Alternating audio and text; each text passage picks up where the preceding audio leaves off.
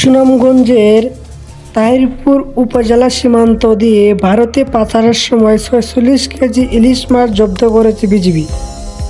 শনিবার বিকাল ৩:৩০টার দিকে উপজেলার লাউড়াগড় শাহিদাবাদ এলাকায় এ ঘটনা ঘটে। বিজিবি সূত্রে জানা গেছে, শাহিদাবাদ এলাকা দিয়ে একদল চোরা কারবারি সীমান্ত পথ দিয়ে ভারতে ইলিশ মাছ পাচারের জন্য নিয়ে যাচ্ছিল। খবর পেয়ে সুনামগঞ্জ ২৮ বিজিবির অধীনস্থ লাউড়াগড় বিজিবি সদস্যরা চোরা কারবারিদের পিছু নেন।